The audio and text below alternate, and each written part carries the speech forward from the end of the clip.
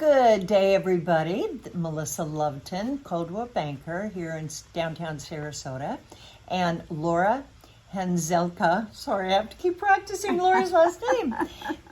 She was just married.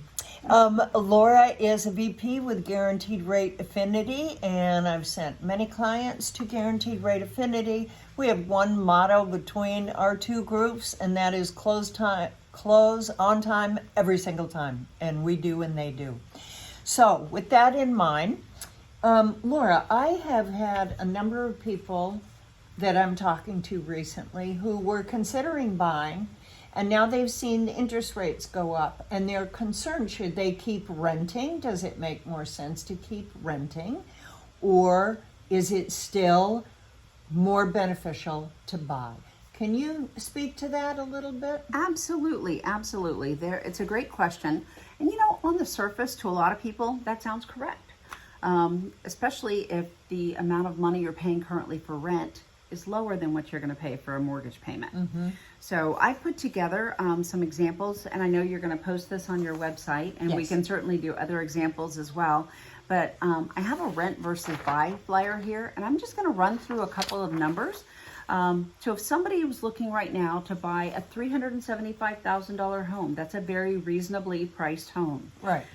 Based on Sarasota County, the average rent for a home that would be equivalent, or a rental that would be equivalent to a $375,000 home, you'd be paying rent of about $2,700 a month. Mm-hmm. So on top of that, you add, rental insurance that most places make you carry. You're looking at $2,741. Now, if you're buying and you take your mortgage payment, and we're basing that at 7%, your principal and interest, taxes, insurance, monthly maintenance, typical expenses, you're going to pay $2,902 a month. So you go, wow, that's almost $200 more a month. Why am I going to want to buy instead of rent? Most people think the same way, right? Well, when you dig into the numbers, first of all, rent, on this particular calculator, it shows rent increases of 3% a year.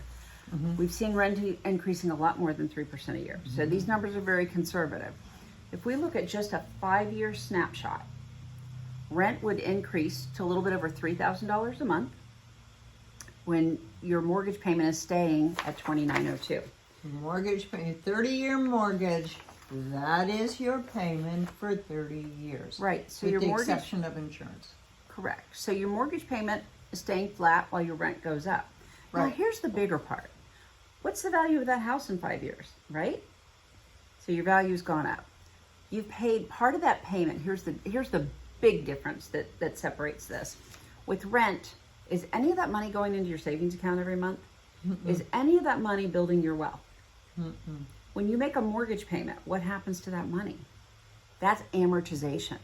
Amortization is just like putting money in the bank account, mm-hmm. because what it is it's paying down your mortgage balance, which mm-hmm. means you owe less, while your asset has gone up, which means it's more value.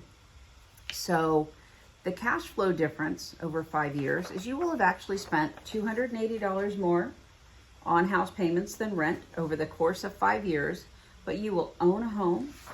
You will have gotten appreciation of approximately $90,000. You will have paid down almost $20,000 on your mortgage balance. Mm-hmm. Then if you turned around and sold that home and you had closing costs, let's say 6%, typical seller closing costs, your net gain in 5 years alone of buying this home is over $76,000. Wow.